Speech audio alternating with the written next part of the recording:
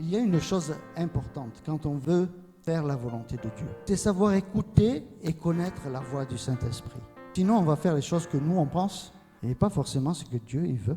Par exemple, si je vous amène en forêt et que je vous dis d'écouter le chant de tel oiseau, il y a plein d'oiseaux dans la forêt, vous ne connaissez pas l'oiseau dont je vous parle, est-ce que vous allez reconnaître sa voix? Non.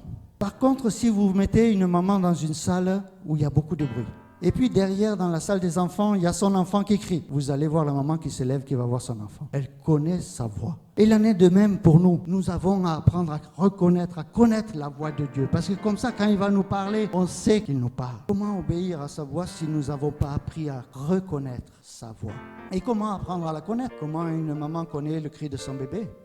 C'est parce qu'elle passe du temps avec lui. Et nous, si nous passons du temps avec Dieu, dans la lecture de sa parole, dans la prière, dans la méditation, et pas que en parlant dans les prières, parce qu'il faut savoir aussi écouter. Si on veut écouter que Dieu nous parle, il faut savoir faire des temps de silence pour écouter. On apprendra à écouter Dieu. Et à chacun, Dieu parlera d'une façon, par des voix plus audibles, plus intérieures, par des visions, par des songes, par des rêves. Peu importe, chacun est différent et Dieu utilisera les canaux qui marchent le mieux chez vous. Mais Dieu veut vous parler. Donc il faut passer du temps avec Dieu.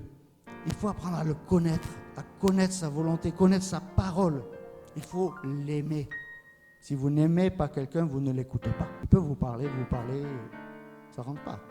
Si vous aimez quelqu'un, vous allez l'écouter. Dieu veut que l'on devienne son ami. Comme il dit à Abraham, il dit d'Abraham, Abraham c'est mon ami. Et Dieu veut que chacun de ceux qu'il a appelés devienne son ami.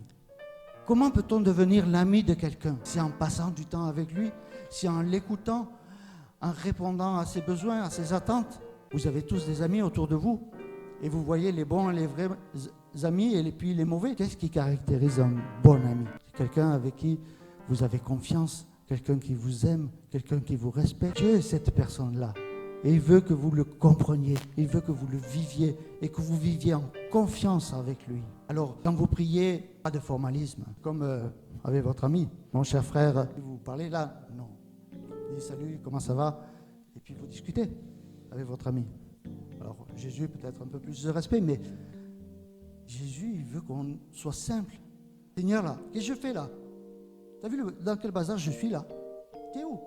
Dis-moi, conduis-moi. Il faut parler simplement avec Dieu, pas de grandes formules. Oh Seigneur, Dieu Tout-Puissant, je te loue, je te prie, mais conduis-moi, dirige-moi. Et puis, il ne sait même pas ce que vous voulez à la fin. Non, soyez précis, Seigneur, là, j'ai un problème à l'école, là. J'ai fait quoi? Conduis-moi. Pour savoir écouter Dieu, il faut savoir connaître sa voix.